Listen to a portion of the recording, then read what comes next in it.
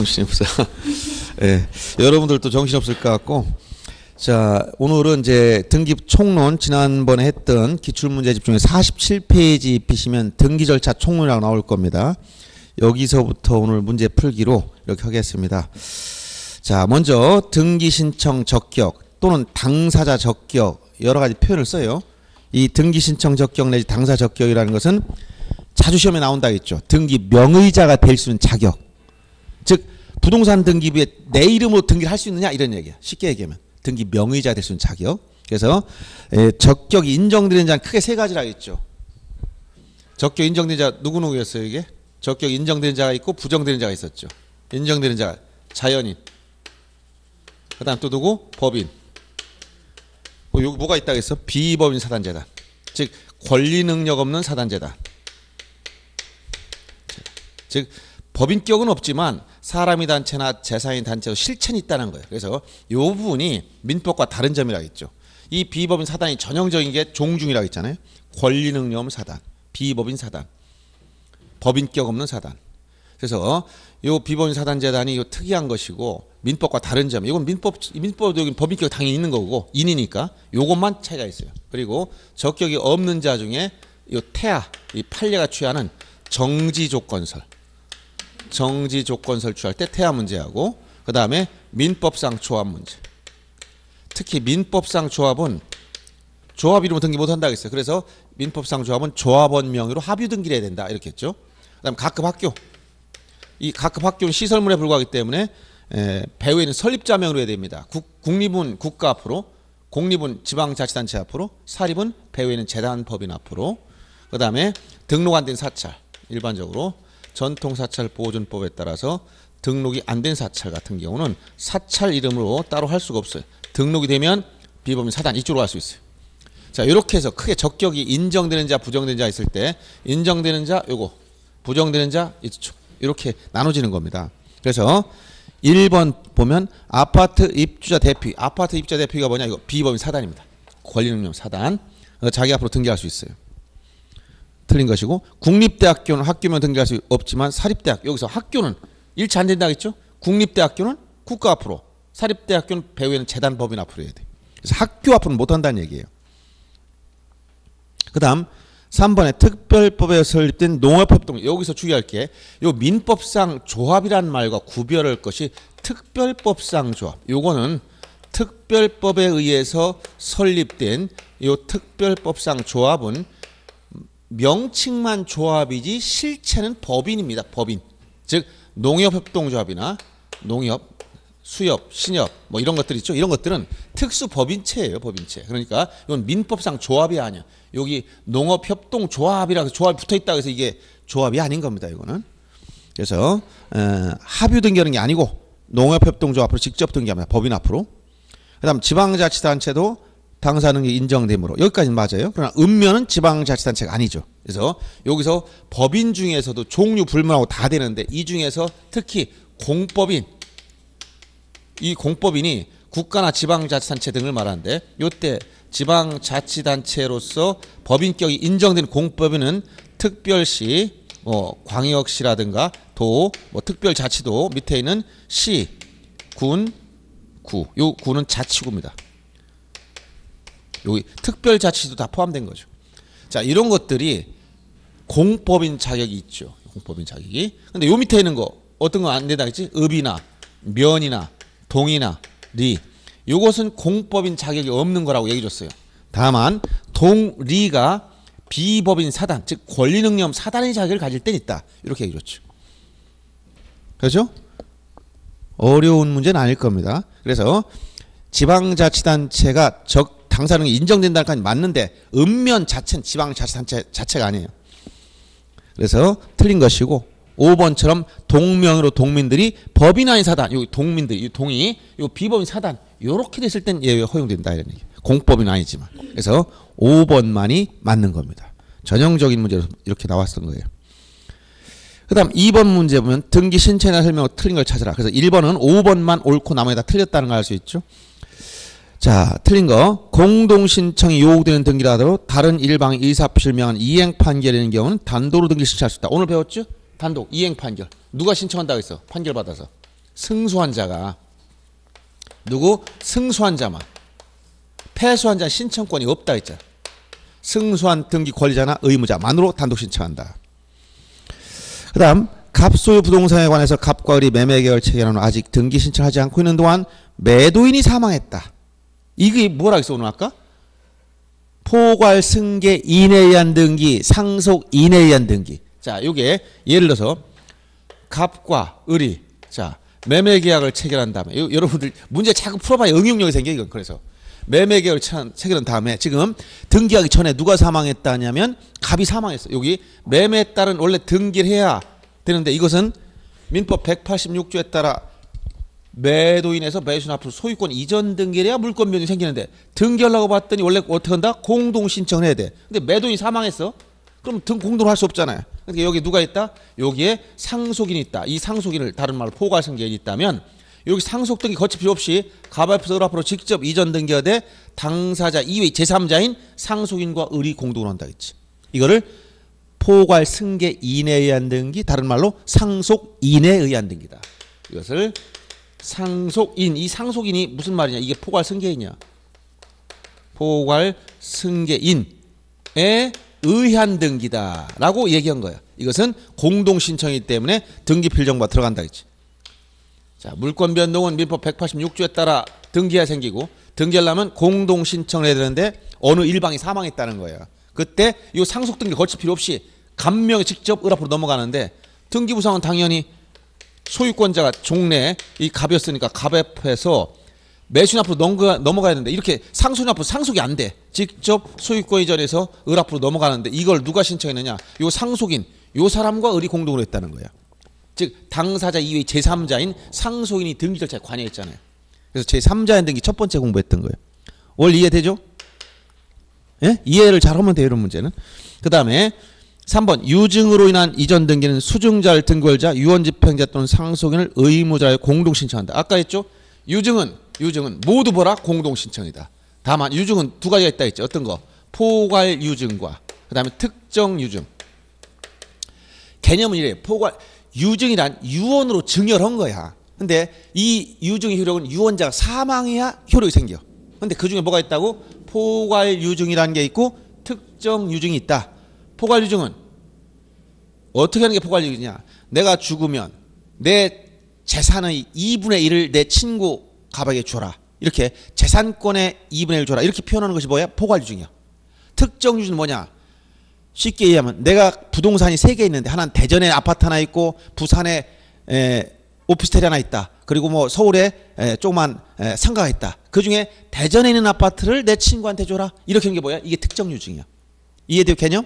포괄 유증은 재산권의 얼마를 줘라. 알았어요? 특정 유증은 부동산이 몇 개는 그중에 어떤 부동산을 누구에게 줘라. 이렇게 얘기하는 게 쉽게 얘기하면 특정 유증이다. 이런 얘기예요. 그러면 유증은 어떤 경우든 언제 유증 효력이 생기냐? 유언자가 사망해야 유언의 효력이 생겨. 그런데 포괄 유증은 아까 차이가 있다 했죠. 어떤 거? 물권 변동. 물권 변동 문제는 이건 등기 없이. 이것은 수증자 앞으로 등기했을 때. 이 차이가 있다 했지. 그런데 어떤 걸 물어볼 때 등기 절차. 등기 절차는 즉 물권 변동이 등기 없이 생겼든 등기해 생기든지 간에 결국 등기해야 될 거 아니야. 여긴 처분 요건에서 등기, 여기는 효력 발생 요건에서 등기. 그럼 등기하려면 어떻게 해야 되느냐? 둘 다 뭐라? 공동 신청. 유증은 모두 다 공동이라고 했잖아요. 권리자가 누구냐? 수증자. 즉 증여를 유증을 받은 사람. 의무자가 누구냐? 상속인 또는 유언집행자.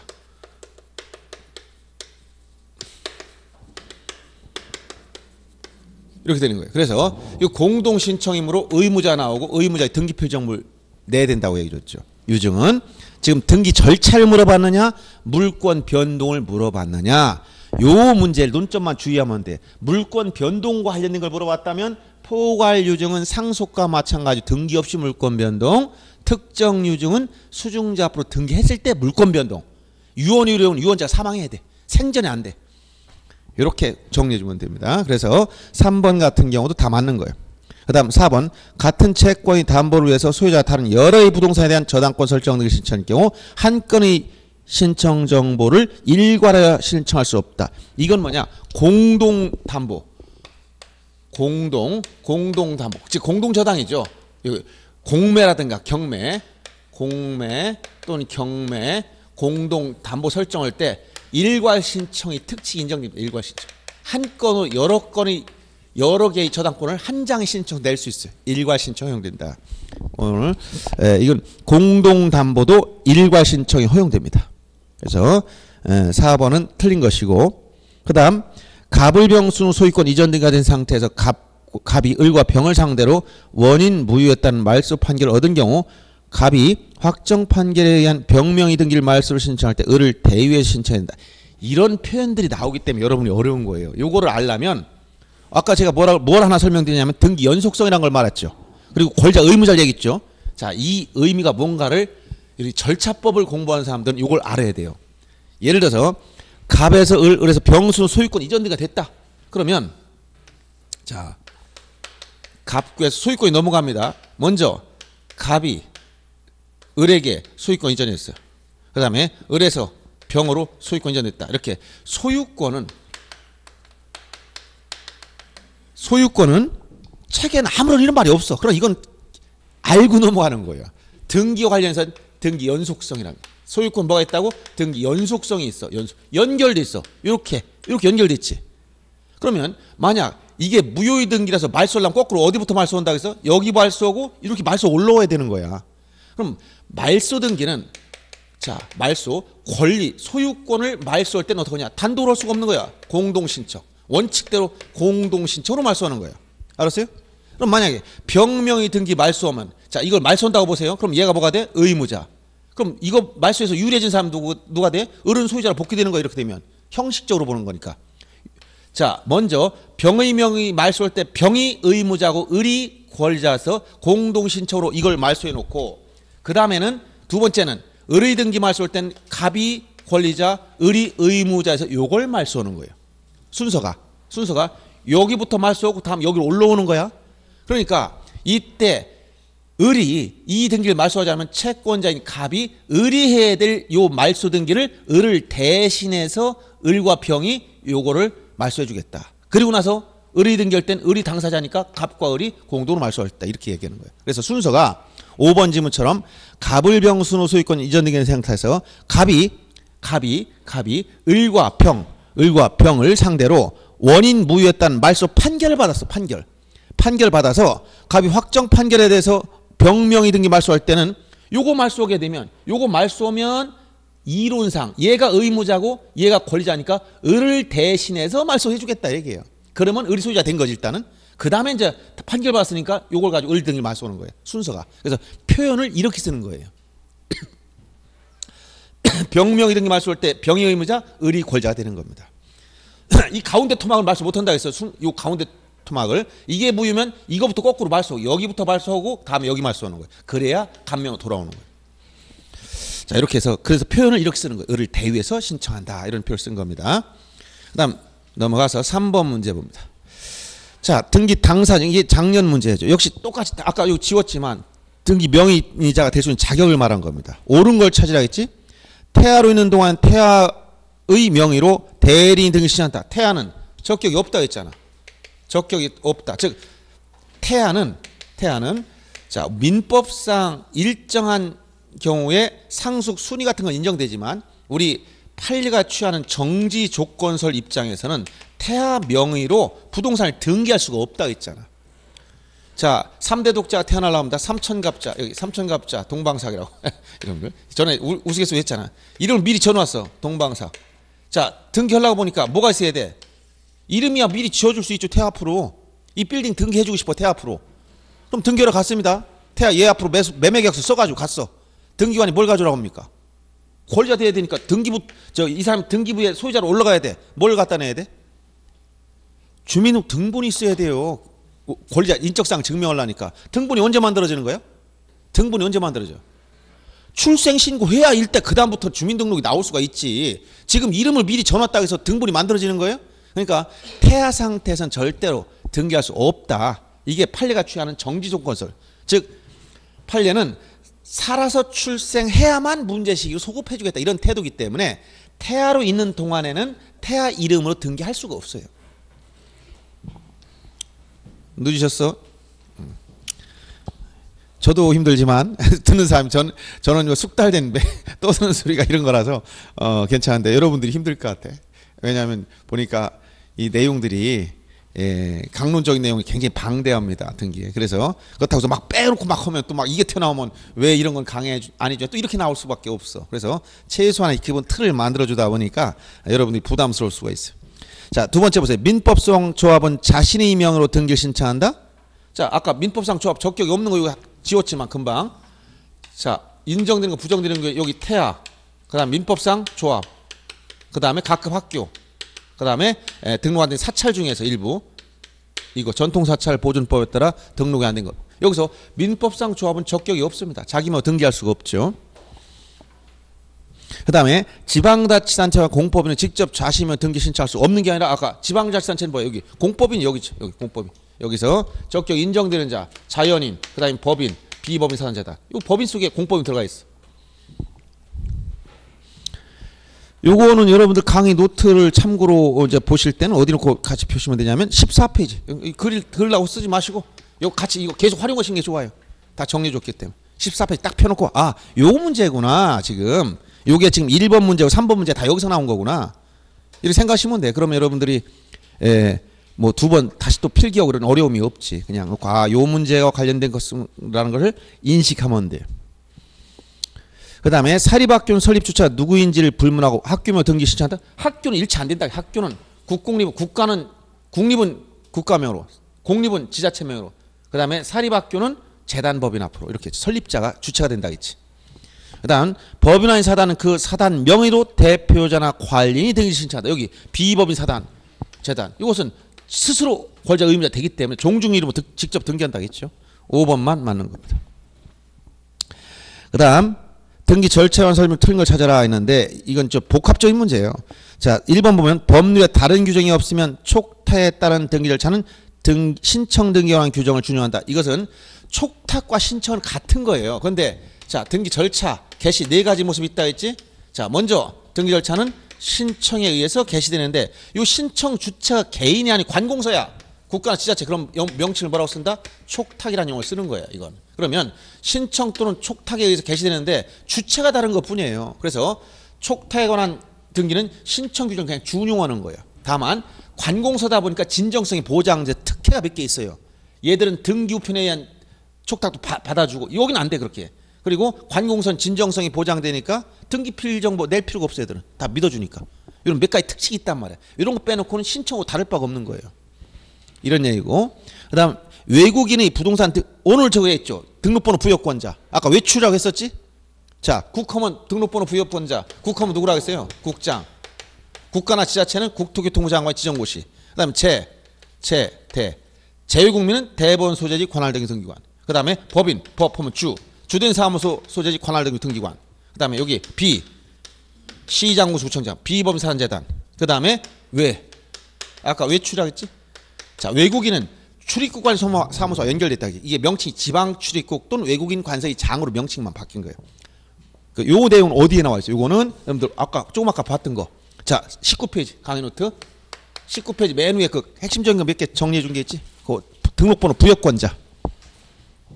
19페이지 맨 위에 보면 그거 제가 아까 보면서 얘기했던 게 있어요.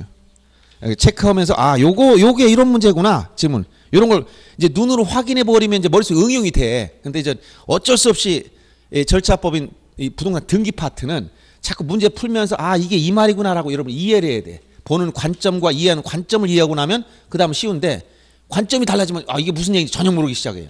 이렇게 등록번호 부여권자. 그래서 새로 등기 명의자가 될 때 기입 등기할 때는 이름과 주민등록번호 주소가 들어간다. 그때 주민등록번호가 부동산 등기법에서는 부동산 등기용 등록번호가 되는 거예요.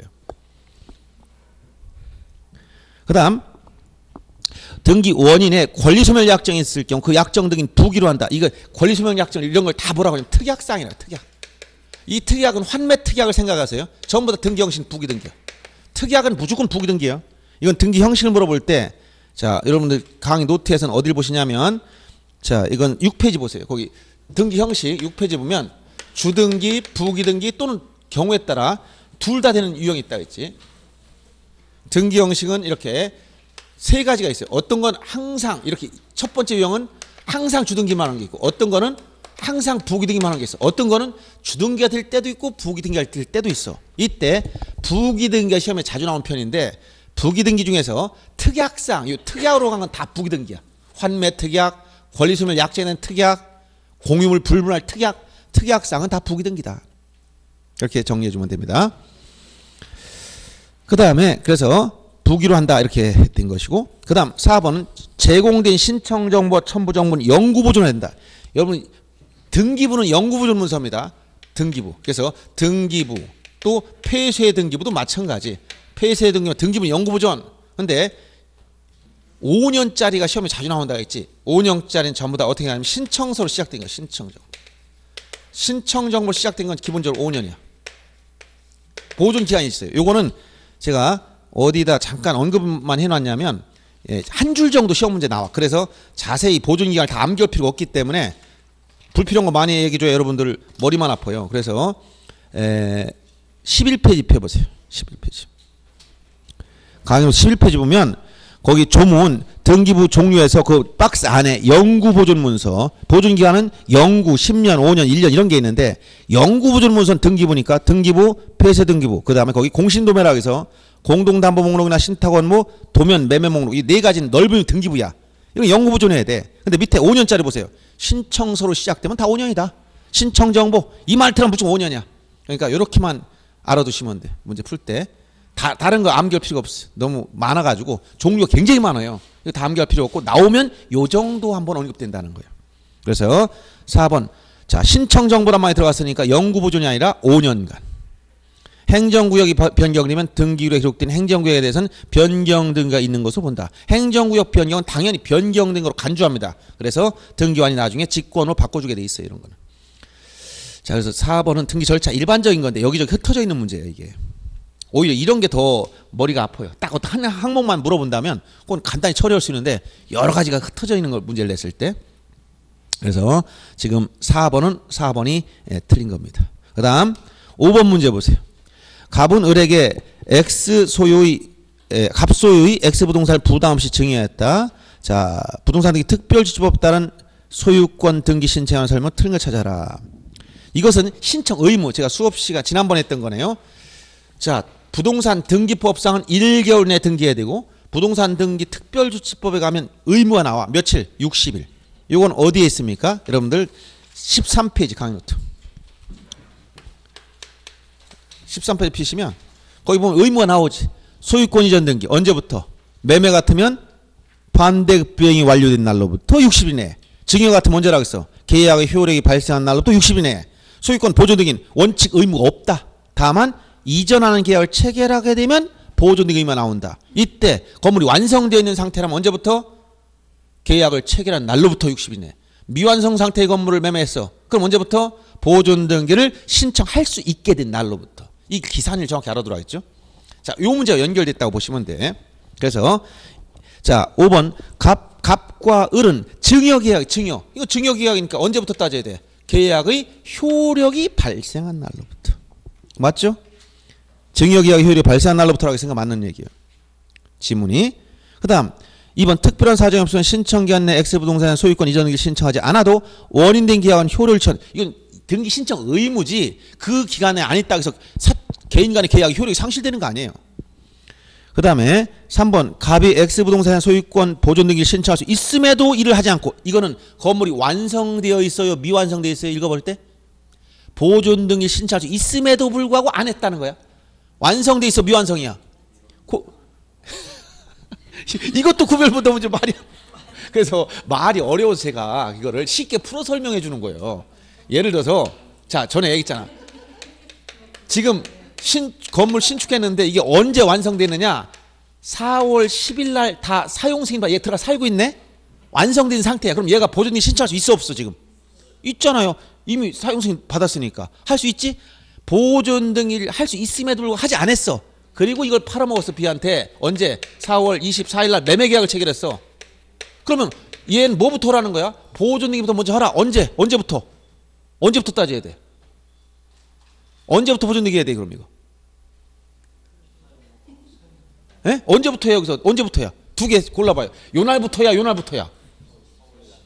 예?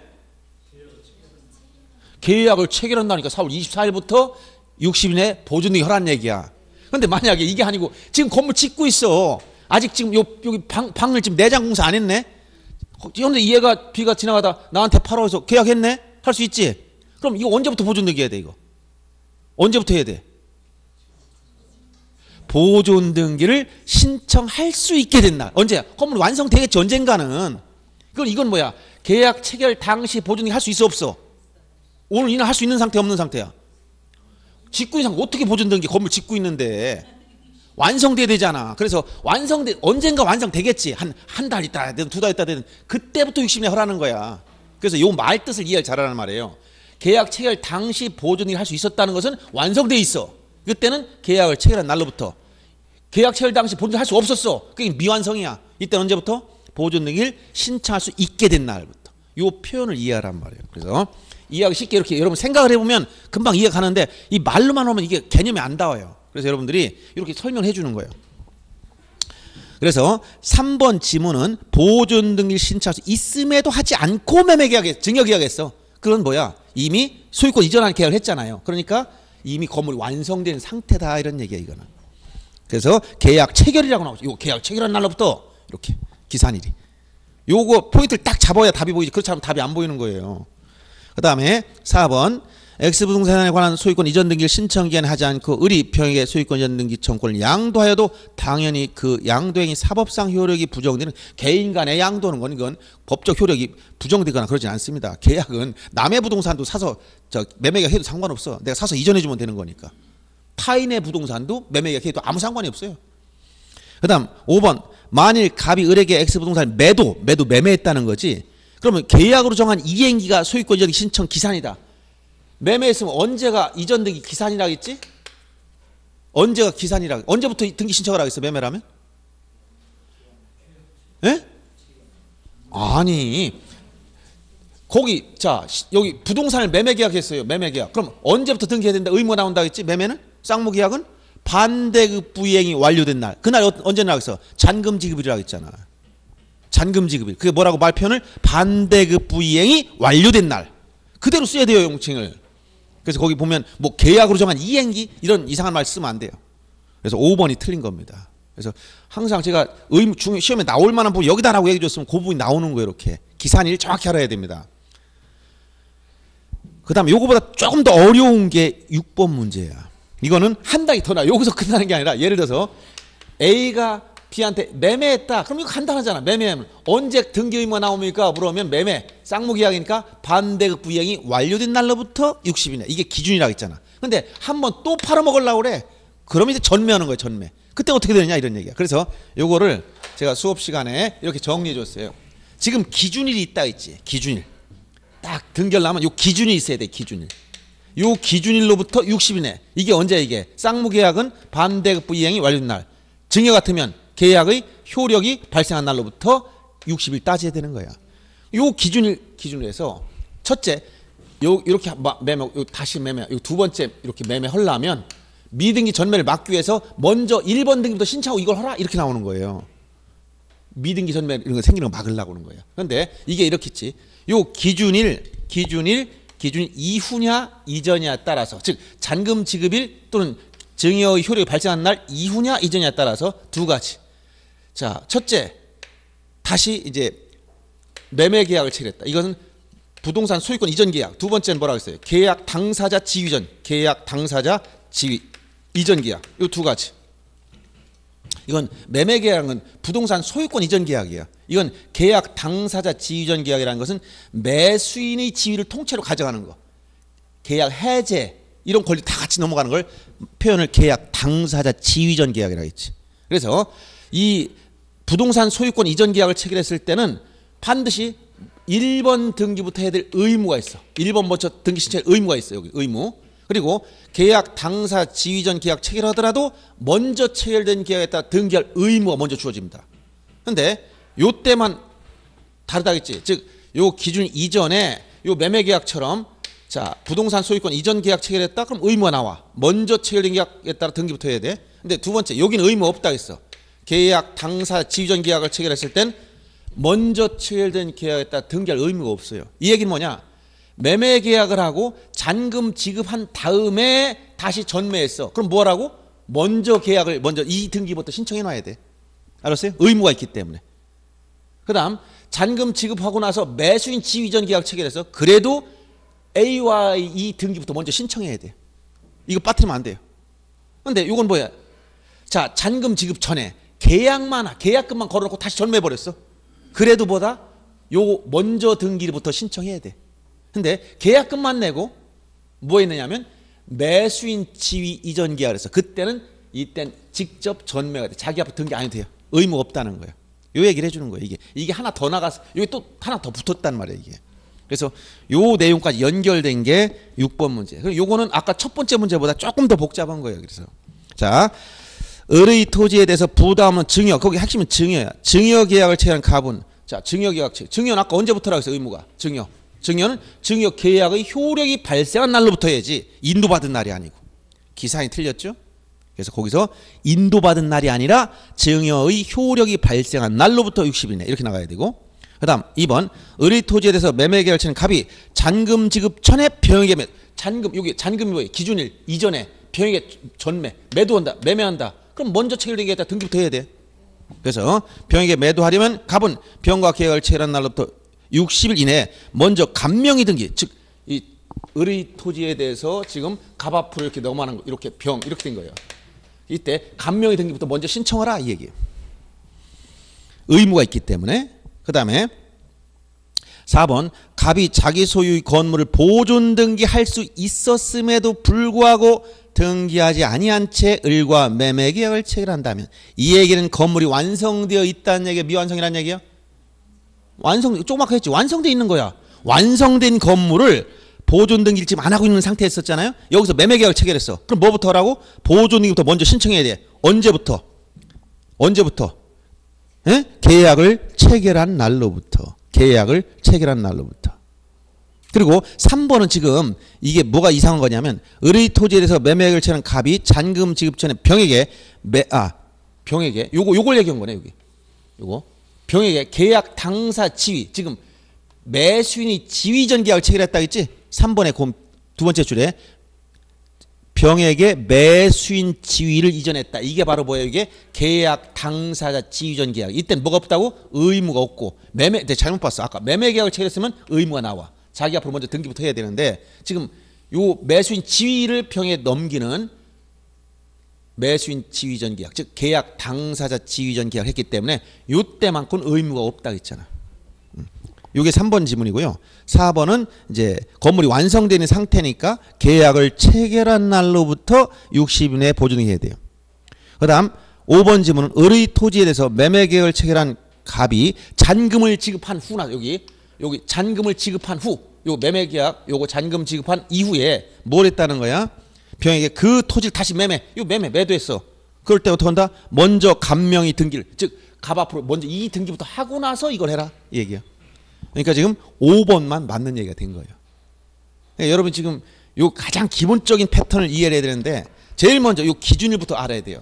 쌍무계약은 언제부터? 반대급 이행이 완료된 날로부터 60일에. 편무계약 증여는 언제부터? 계약의 효력이 발생한 날로부터 60일에 등기 신청 의무가 있는 거예요. 그런데 이건 소유권 이전 등기라 했지. 소유권 이전 등기. 만약에 소유권 보존 등기는 의무가 있다고 해서 없다고 해서 보존 등기는 원칙 의무가 없지만 두 가지. 건물이 완성되어 있느냐 미완성이냐에 따라서 즉 완성 안 됐냐에 따라서 완성되어 있으면 언제부터라고 했어요. 요거는 의무가 나오는 것은 건물에 대한 보존 등기 자체는 의무가 없어요. 그런데 소유권을 이전하는 계약을 체결하게 되면 먼저 보존 등기부터 해야 돼. 이때 완성된 상태라면 언제부터? 계약을 체결한 날로부터 60일에. 미완성 상태는 언제부터? 보존 등기를 신청할 수 있게 된 날부터. 요게 기본적으로 깔려 있어야 돼. 요게 기본적인 내용을 알고 있어야 다음에 그럼 전멸 때는 어떠냐 이 말이 나오는 거예요. 아시겠죠? 그 기준일을 정확히 그냥 읽다 보면 복잡해서 정리가 안 돼 머릿속에서. 굉장히 말이 복잡하기 때문에.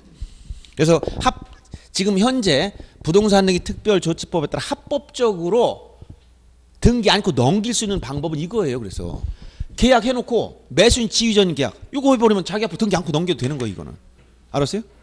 이 특별조치법 허용되는 거니까 요 부분이 허용되잖아요. 이거 계약금만 걸어놓고 잔금 지급 전에 매수인 지위전 계약 해버리면 이건 법에서 허용되는 거 의무가 없단 말이에요. 이렇게 정리해 주면 되겠습니다. 그래서 6번은 5번이 옳고 나머지는 다 잘못 기술됐어요. 그 다음 7번 문제 보세요. 24에 나왔던 거. 요거는 이제 틀린 걸 찾아야 하는데 요거는 여러분들 강의 노트 14페이지 맨 위에 등기 신청 능력 관련된 부분이 연결된 겁니다. 자, 조금 어떻게 보면 간단하지만 헷갈릴 수 있는 거야. 1번 질문 보시면 병의 채무 담보로 해서 갑과 을이 근저당권 설정 계약을 체결하는 경우 병은 근저당권 설정 등기 신청에서 당사자, 등기 당사 적격이 없다. 자, 오늘 등기 권자 의무자 계속 얘기해 줬잖아요. 자, 지금 누구의 채무냐면 병의 채무 담보로 해서 갑과 을이 근저당권 설정을 해? 그럼 이건 병이라는 사람은 채무자야, 채무자. 근데 이 병이 채무자가 자기 부동산 있으면 좋은데 부동산이 없어. 그러면 만약 갑의 소유 부동산에 대해서 예를 들어서 을로부터 돈을 빌리고 여기다 저당권, 근저당권 설정을 하고 봤더니 병이 물건이 없어서 이 병의 아버지 갑이 내가 보증서 줄게. 그래서 이 사람 뭐라고 한다? 물상보증인.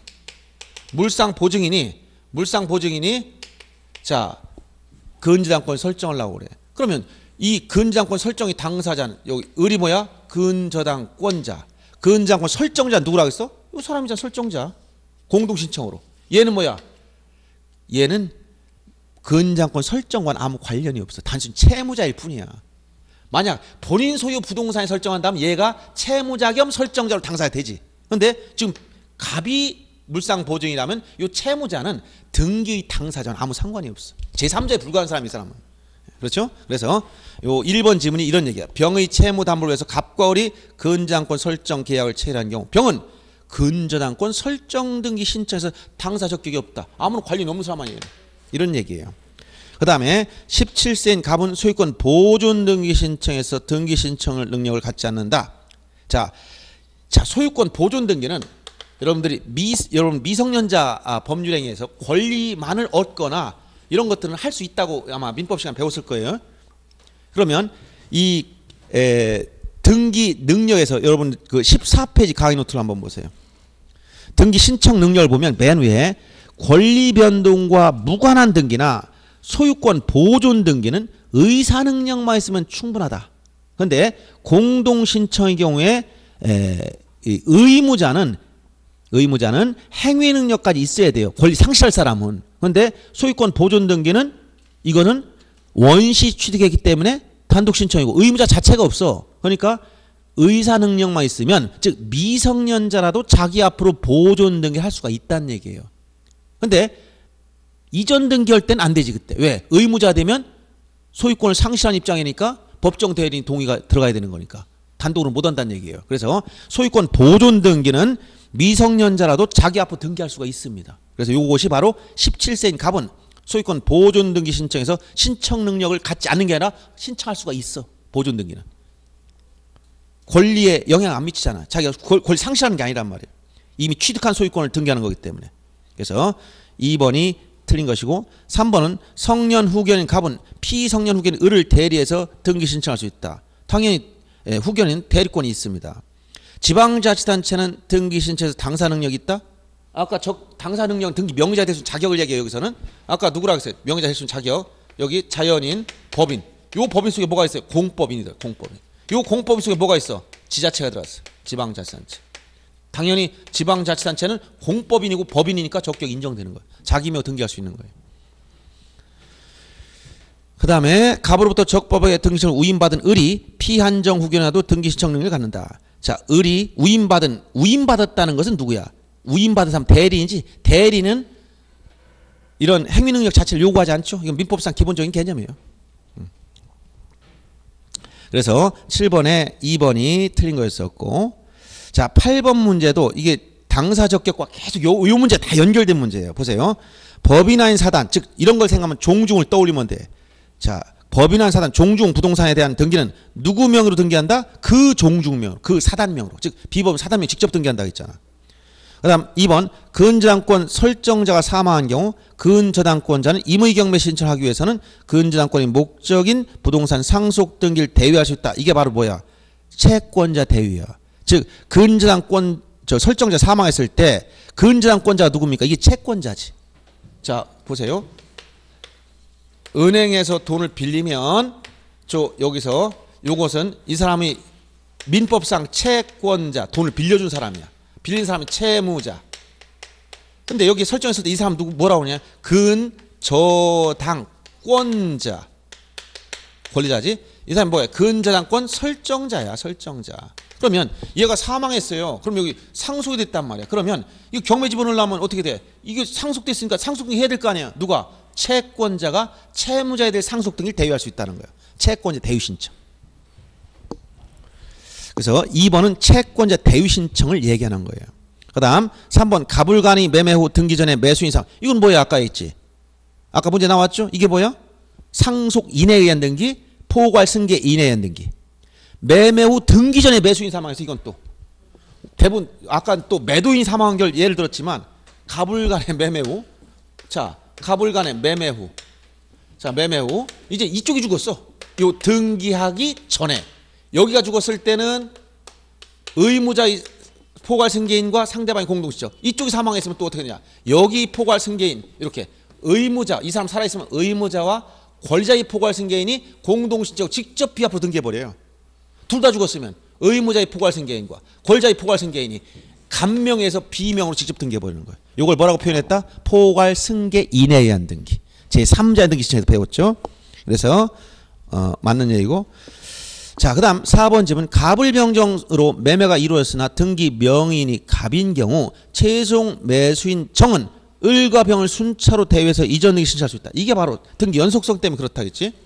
자, 갑을병정 수는 매매가 계속 이렇게 갑에서 을로, 을에서 병으로, 병에서 정으로 이렇게 쭉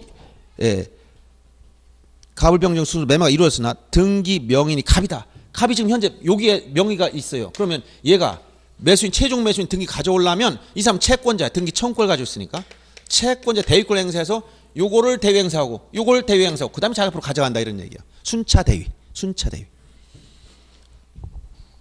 그 다음 5번 민법상 조합을 의무자로 근저당권 설정 등이 신청할 수 없지만 채무자로 표시한 근저당권 설정 등이 신청할 수 있다. 아까 민법상 조합은 여기 적격이 없는 자 중에서 여기 민법상 조합이라고 했지?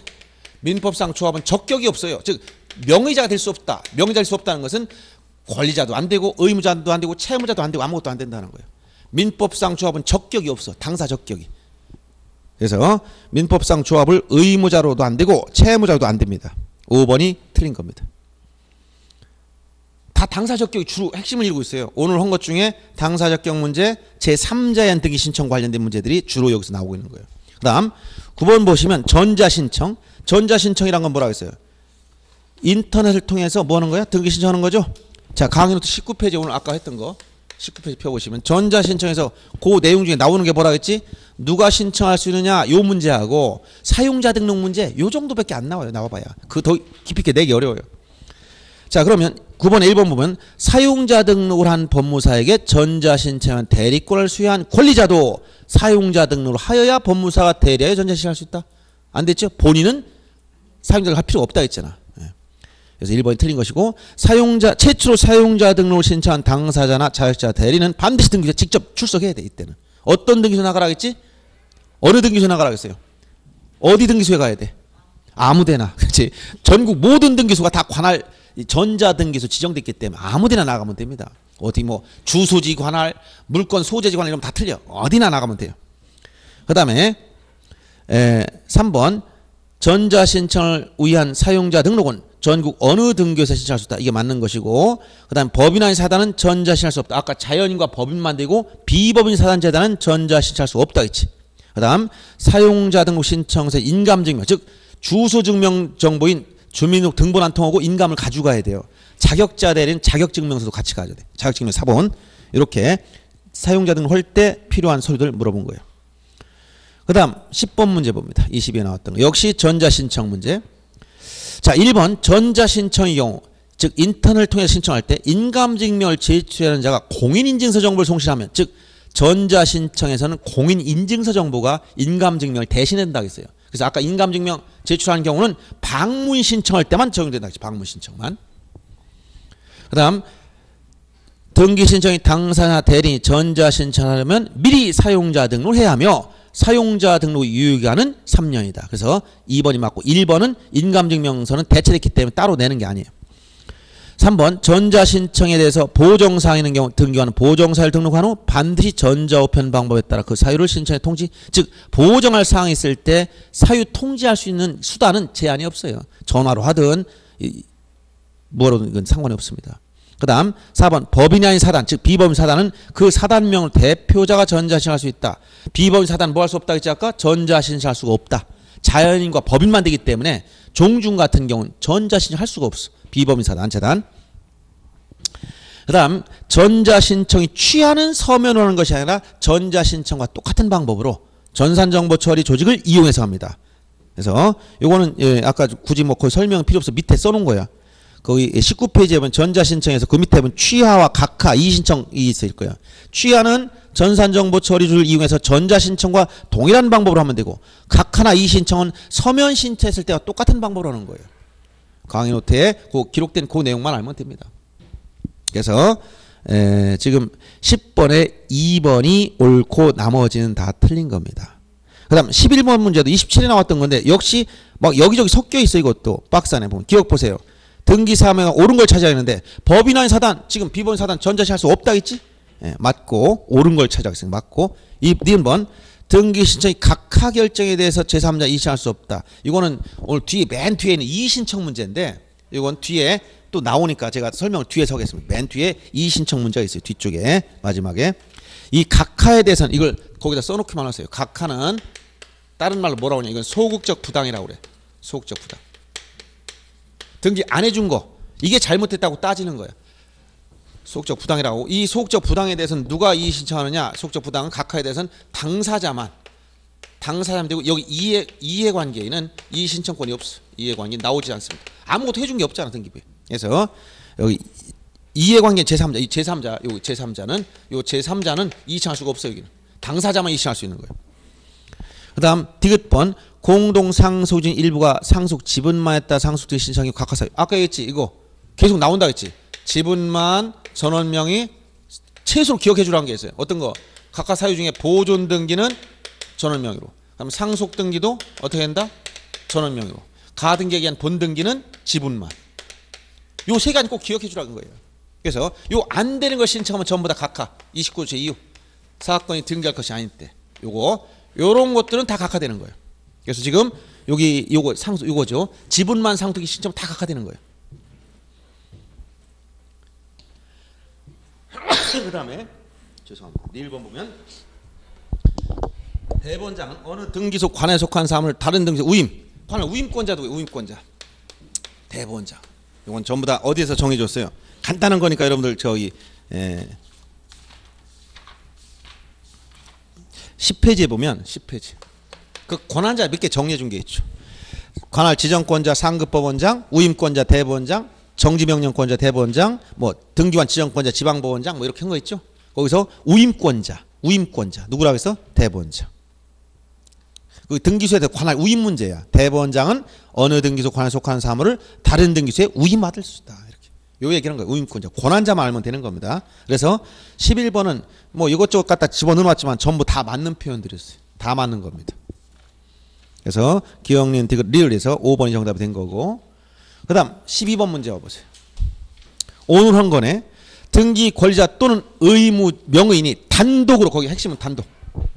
자, 오늘 한 거 보세요. 등기는 당사 신청할 때 원칙이 뭐라고? 공동신청. 원칙이 공동신청. 예외가 뭐라고? 단독신청. 이때 단독신청할 때 누가 단독신청하는가? 이거 잘 보라 했잖아요. 그러면 자, 등기 말소를 공동으로 신청하는 경우 의무자의 소재불명으로 재권 판결을 받으면 권리자는 그 사실 증명하여 단독으로 등기 말소 신청할 수 있다. 이것은 강론하면 특별 규정이에요. 말소 등기를 단독으로 할 수 있는 특수한 규정입니다. 이런 것들은. 그래서 이거는 단독 신청에 관련돼서 할 수 있는 일반적 표현이 아니기 때문에 강론적인 문제예요. 재권 판결이라는 게 뭐냐면 재권. 이건 보통 유가증권에서 많이 나와. 권리를 소멸시키는 판결이에요. 이 재권 판결이라는 게 있어. 재권 판결. 그래서 말소를 공동으로 해야 되는데 의무자 소재불명으로 알 수가 없어. 의무가 어디 있는지. 그러려면 어떻게 돼? 재권 판결을 받아야 된다는 거예요. 그래서 판결받아 단독 신청할 수 있는 규정은 여전히 살아 있습니다. 이거는. 그다음 니은번 보시면 수용으로 인한 소유권 이전 등기. 자, 오늘 아까 했네요. 수용은 어떻게 한다 했지? 권리자가 단독 신청한다 했지? 그래서 소유권 이전 등기를 하는 경우 권리자는 그 목적물에 설정되어 있는 근저당권 설정 등기, 말소 등기를 단독 신청한다. 자, 수용에 따른 이전 등기는 단독 신청했는데 그때 아까 어떤 성질을 가지고 있다 했죠? 원시 취득을 성질을 가지고 있어서 일정한 등기를 어떻게 한다 했어? 직권 말소. 직권 말소 한다 했지? 소유권 이전 등기 언제 기준? 수용 개시일. 수용 개시일 이후 이전 등기 직권 말소. 소유권 이외의 등기는 수용 개시일 전, 후 묻지 않고 다 직권 말소하되 두 가지 주의하라 했지? 요역지지여건과 재결로 존속 인정 등기. 이거 얘기 좋죠. 조금 전에 했으니까 생각나야죠. 안 나면 얼른 보는 거예요. 어디냐면 자주 봐야 돼. 아, 이거 뭔가 어디서 본 것 같은데 어딘지 모르겠다. 헷갈리기 시작합니다. 그러면 자주 찾아보는 수밖에 없어요. 자주 보다 보면 여러분들 아, 이 문제 금방 알아. 25페이지. 요약집 25페이지. 거기 보면 거기 다른 권리 직권 말소라고 해서 그 도표 정리된 게 있어. 그걸 물어본 거예요, 지금.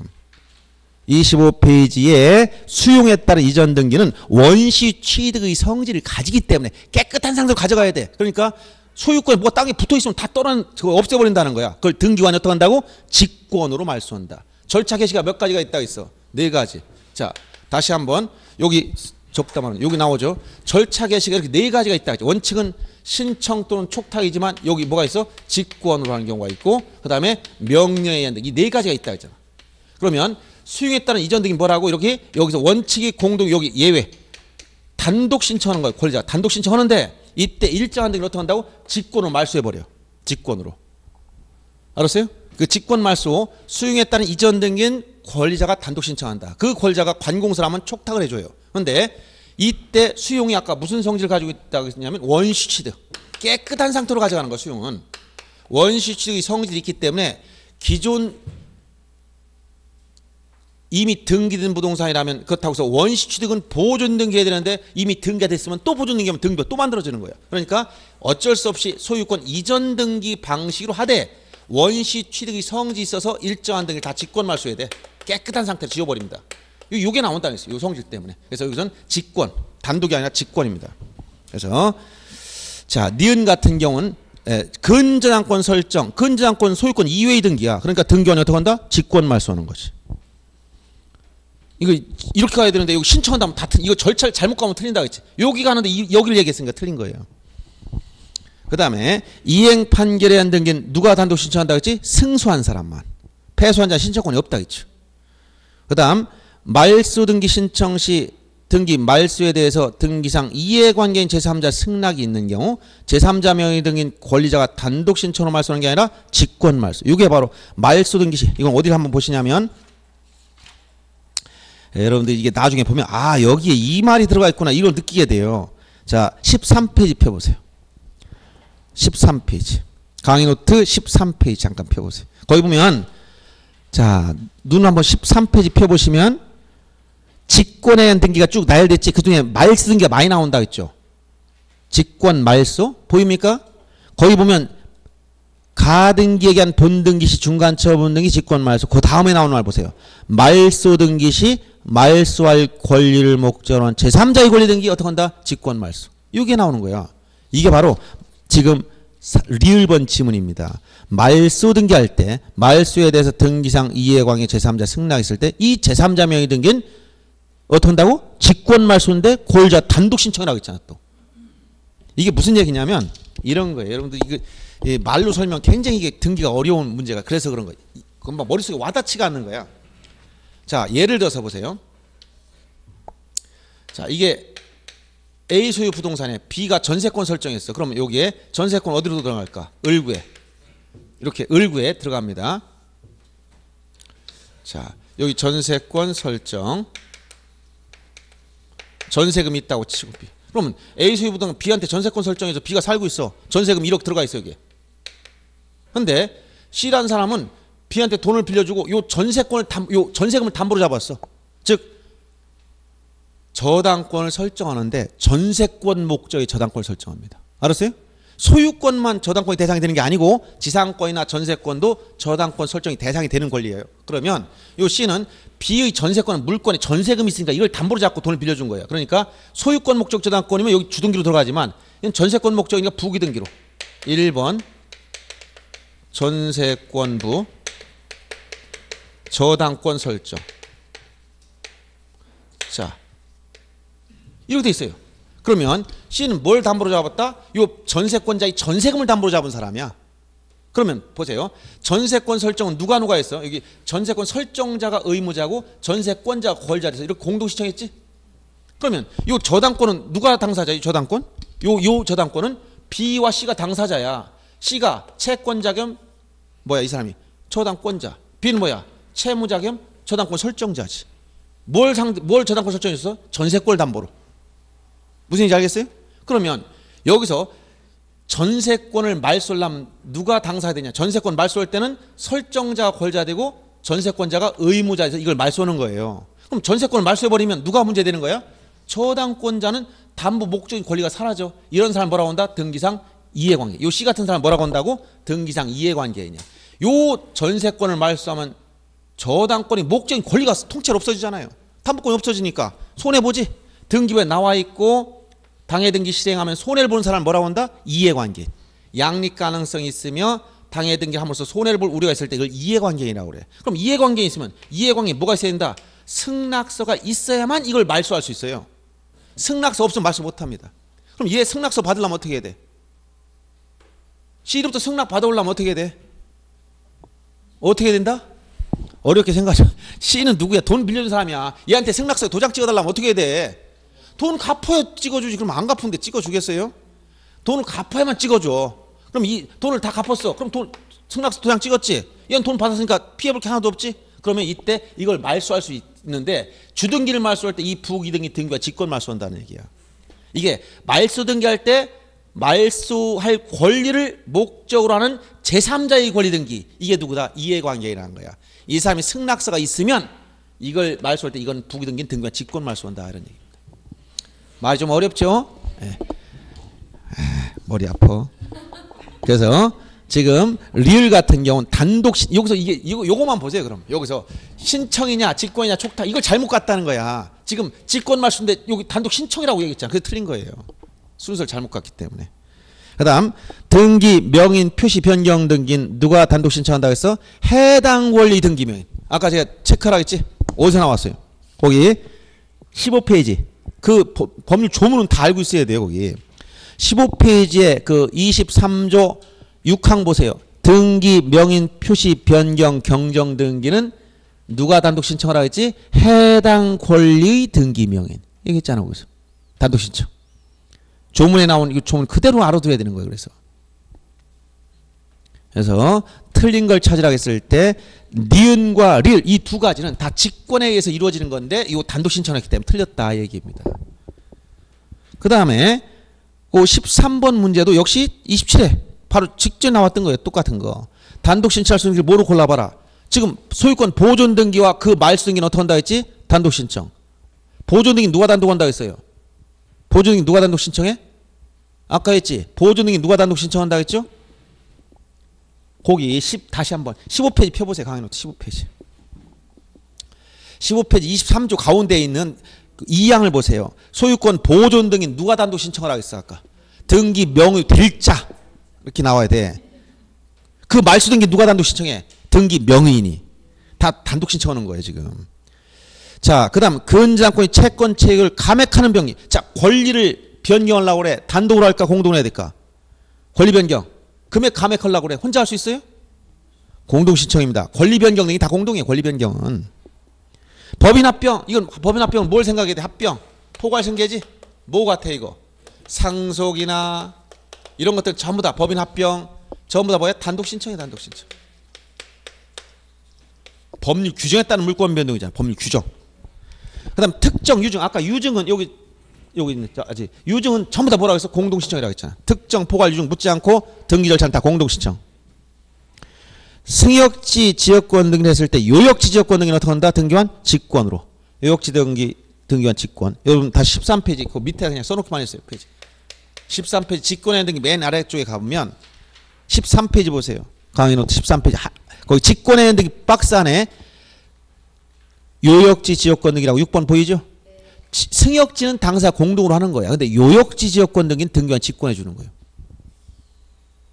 그래서 지금 13번 같이 단독 신청한 경우를 물어봤는데 첫째 보존 등기나 그 마을 승인 단독 신청, 상속이나 합병은 다 단독 신청, 그 다음에 유증은 다 공동 신청, 니은번에 권리 변경 등기 공동 신청, 미음번에 요역지 지역권 등기 직권.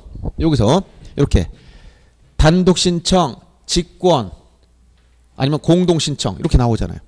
그래서 요 단독 이걸 물어본 거야. 여기 원칙은 공동 신청이다. 권리 변경 이런 거 다 공동으로 가는데 요 단독 신청한 경우 이걸 물어볼 때 직권의 등기도 집어넣고 막 섞어가지고 내놓은 거예요. 그래서 결국은 절차 이 틀 중에서 어디냐 이걸 물어보는 거예요. 그래서 이 단독 신청은 예외적인 거니까 요즘 잘 나오는 경향이니까 잘 알아두시고 특히 제일 많이 나오는 게 판결이라고 했어요. 판결. 그래서 그게 14번 문제인데 여기서 조금 쉬었다 하겠습니다. 여러분들 좀 1시간 가까이